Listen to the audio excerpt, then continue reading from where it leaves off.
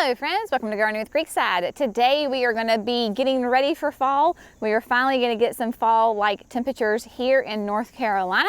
So we are going to have some fun and plant some gorgeous yellow violas in the, what I call just the Hortsman bed right behind me. So this flower bed is right off of our front porch. You can see the porch behind me. Let me flip the camera around. Let me show you exactly where we are, give you a little perspective. So obviously here is the front porch. Then we have this little nook of a flower bed where we have tea olives in the back, and then we have a beautiful dwarf blue atlas cedar. This is the dwarf Hortsman. Here it has been here for 2 years now, I think it is. I believe it's 2, I don't think it's 3. And it is loving life right here. It has grown significantly. It's a really fun tree because it's kind of like what I call those Dr. Seuss trees, but you can see all that really pretty new growth on it, doing really nice, and brings a nice kind of that blue-green texture to this flower bed. Where we are going to plant the violas is basically kind of where you see I have already laid some compost down in this flower bed.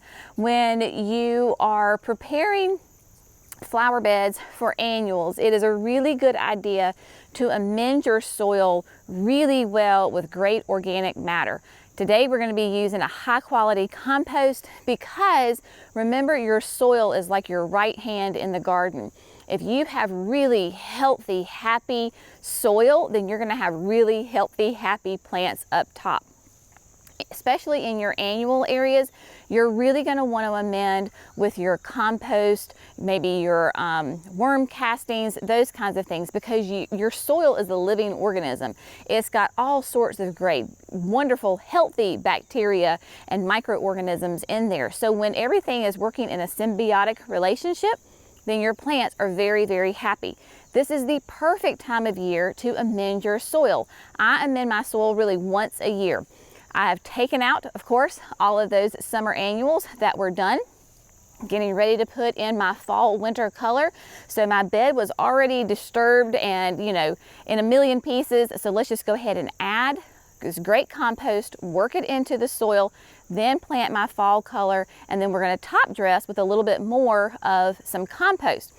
What I'm going to do right now is get all of this compost spread out, and then I'm going to use the power planter auger to really kind of work in the compost into the existing soil.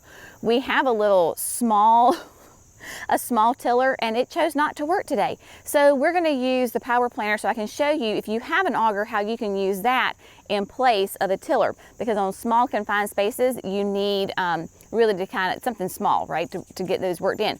But before we get too far, I want to show you how my tea olives are doing, because within the last week they have just started to bloom.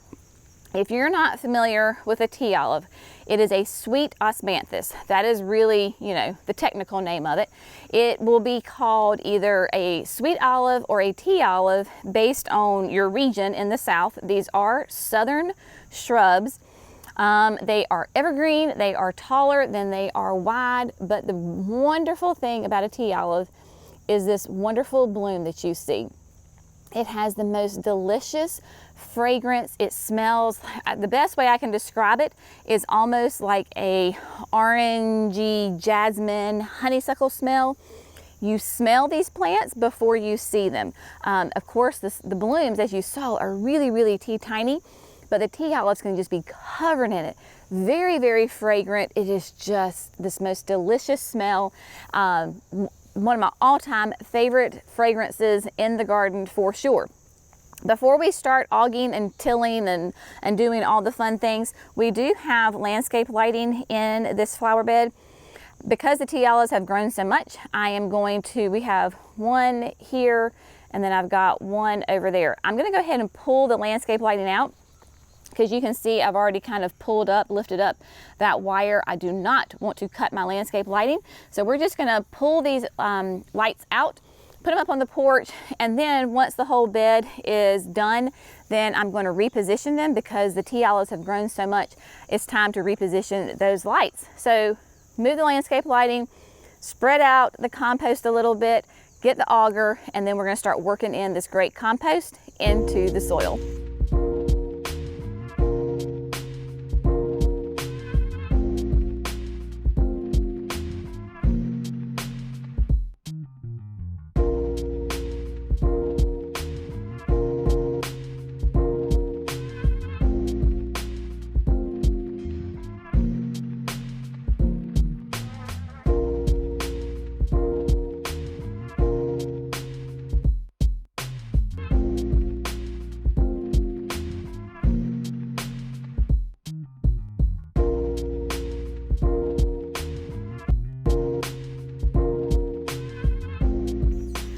Okay, so I've got everything kind of mixed in together, and really using that power planter auger is just, it is a lot quieter than using a handheld tiller. You don't have to have an extra piece of equipment. It's like a dual purpose, all in one. Use it for tons of different things.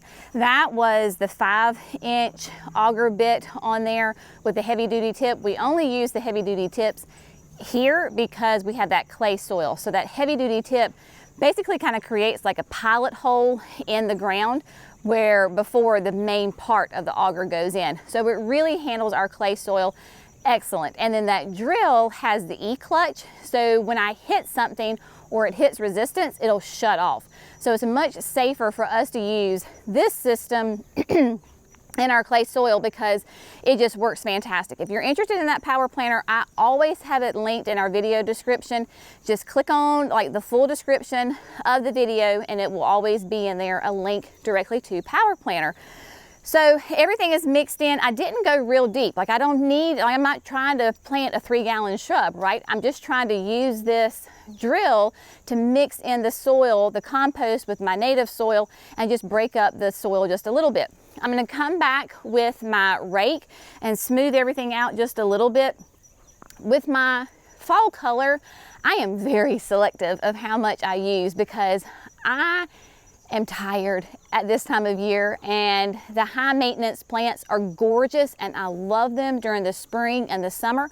But when it comes to fall, for me personally, I am a minimalist. So I am gonna use these Color Max. They're the clear yellow violas of just a pure white viola, and we're going to fill in this nice ribbon of this gorgeous flower bed right here. I went ahead and went with one color as opposed to like doing a mix because it will make a big impact from a great distance. Most people are not going to see this flower bed up close. You see it when you're coming down the driveway or you're going to the nursery, and it really will pop and stand out. Violas, just like your pansies, are full sun annuals. That means they need a minimum of 5 to 6 hours of sun. We are here in the early morning so that we can be in the shade, but it will get lots and lots of afternoon sun. So what I'm gonna do is just really simple, just smooth out my soil a little bit. And then I think what I'm gonna do is just plant from the back to the front. So I'm just gonna lay out the plants kind of one row at a time, starting in the back, working my way to the front. I have just my little handheld trowel, so I will pull the soil back and drop them in. This is really like just going really fast with these guys. Don't require a whole lot of fuss and muss. We're just gonna throw them in the ground and then move on to the next step.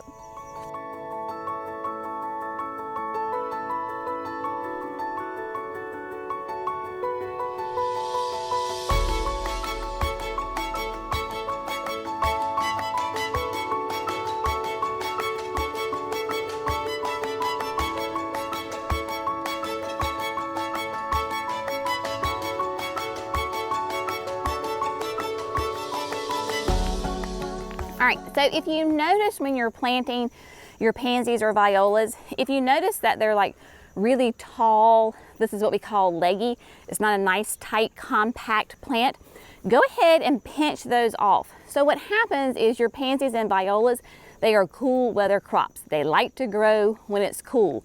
What we battle here in the South is when we're planting them early, like we're in the 90s, right? So it's still really warm here. So what happens is the plants will stretch. That's what we call it. They stretch, they get really long and leggy. So what I want you to do is to go in there and just deadhead, pinch them back. Go ahead and take off some flowers. You see that I took off all of that height of the plant. Now it's much more tight and compact. So I know in the short term you're going to lose some flowers, but in the long run it's going to make a very happier plant.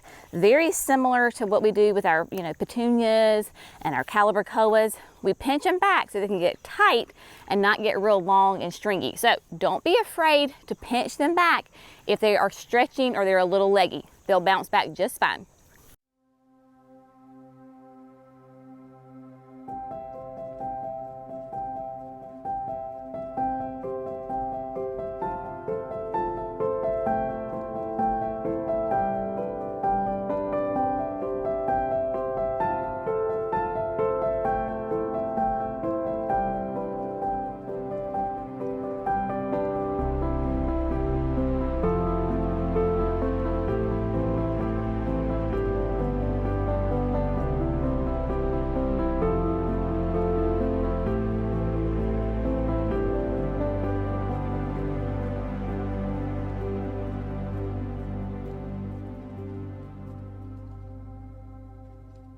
Okay, my friends, so all of those sweet little violas, or Johnny Jump Ups, as they are also known here in the South, are all nice and in the ground, and they are planted.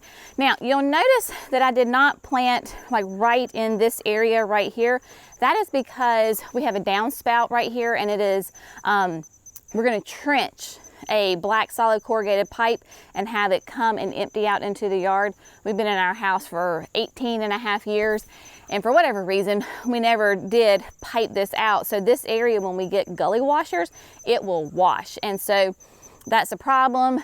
Now is the perfect time of year to go ahead and do this because we've been doing a lot of trenching, which we're going to talk about here in a second.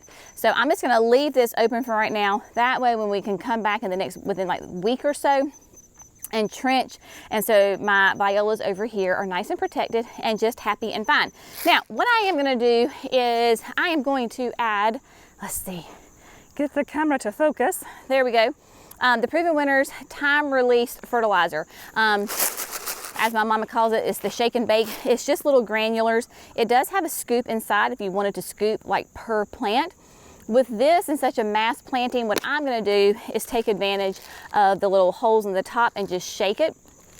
This will give these violas a nice shot of food in these warm months. So your slow release fertilizer, time release fertilizer, is released by temperature. So in your warm months, it is a fantastic backup, right? You put it in the ground. So if you're not out there, you know, with your water soluble on a regular basis, it's okay because the plants are still getting food. In the winter time, it's cold, and so it is not releasing food. But I'm going to go ahead and put it in here because, like I said, it is you know, end of September here in North Carolina. We're not going to get really cool temperatures for at least another, I don't know, 6 to 8 weeks, 2 months. And so this will give these violas a wonderful food source, slow release food source in that time. Obviously, with that great soil, they're going to get food from the compost as well.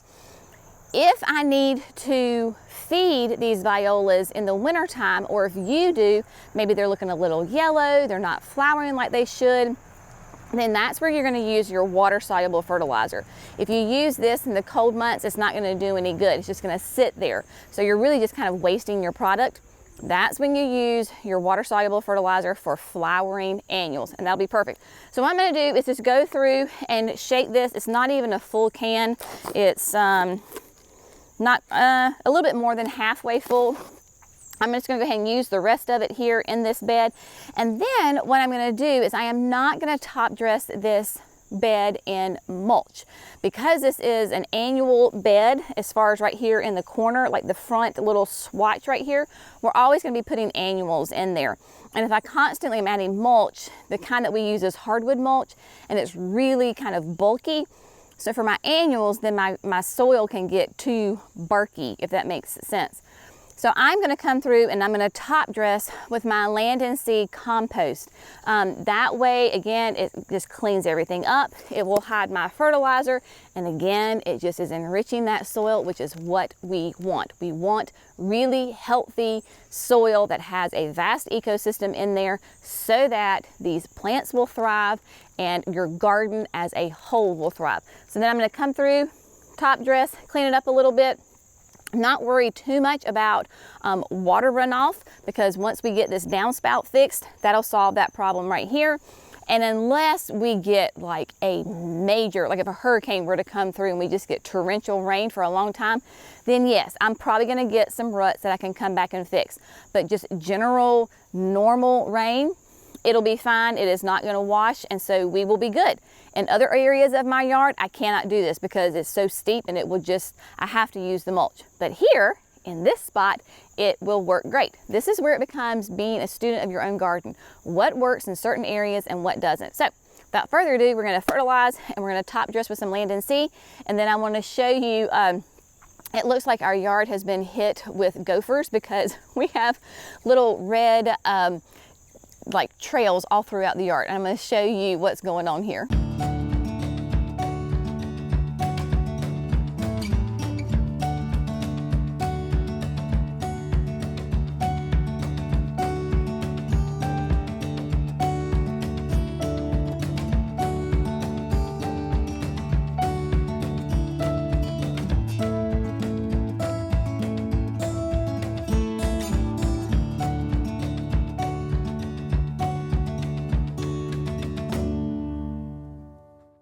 Alrighty, my friends, so this morning's project is complete in the nick of time because can you see how close the sun is about to come across the house? So all those sweet little violas are planted. I planted, there was 18 in a flat. It was what we call an 1801, 18 plants per flat.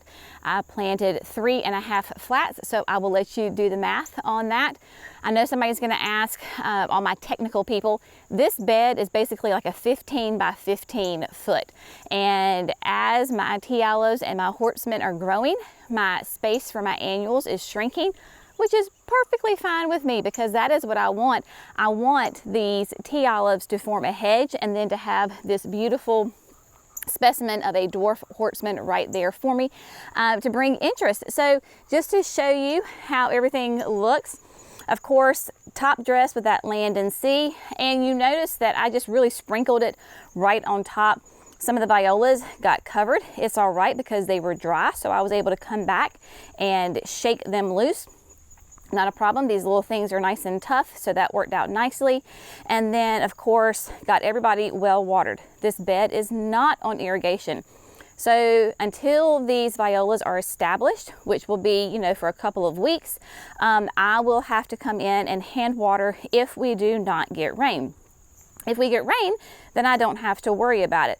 But I have a hose directly behind the tea olives, so it works out really, really nicely. It's super easy to do. I just come over and give them a little shot of water. We are gonna be dancing with the sun here for a minute, but I wanna show you, we talked about trenching and irrigation, because we've talked about how we've had some woes of irrigation this year, and I just want to give you a quick little update on what we have done thus far. We're trying to get all of the irrigation work done before we aerate and reseed the lawn. Because, of course, once that's kind of like the final thing as far as the seeding. So we don't want to mess any of that up. So if we're going to tear some stuff up, let's tear it up now, and then we can put some fresh grass seed on it and it will do fine. A couple of you have asked about the milky spores and the lime. We have not done that yet. We need to do it ASAP, but we have not done it, so I just want to give you an update on that as well. So the first area of irrigation is right here below the tea olives. So you can see where we trenched in, not we, Josh. Josh trenched in because we have a irrigation valve here. I don't know. Anyway, he hooked into the existing lawn irrigation right there, and you can see where he trenched, and then he went ahead and put in a box right here. That's where it has the valves. So now all of my front porch baskets are on timers. So before I just had a simple timer hooked up to the faucet and did it that way. So now they run on a regular basis, as do my phone's going off. I don't know if you can hear that. I'll be with you in just a second with the phone. And then my deck boxes. So all of that's going to be on one zone. Hanging baskets back here, the deck boxes and the hanging baskets in the back will all be on one zone. Okay, so the next area of irrigation was, we have talked about this several times. I'm walking across the front here. We've talked about this spot several times, is the bed down here right along the driveway. Let's see if I can pivot. It's right above my shoulder back here. So this bed is right there on the edge of the woods, and we just have to rework it. It was not getting enough water. Even though there was tons of line in there, it was a pressure thing. So what happened, and I know this is full sun, so I'm sorry, but we're gonna do the best we can here, folks. Yesterday, Jerry and Josh and Roman and Jackson and Logan, we had a whole crew of fellas out here. They worked together, and you can see, because of the exposed soil all the way down there to the garden boxes, they tapped into the irrigation there. That is 1-inch PVC.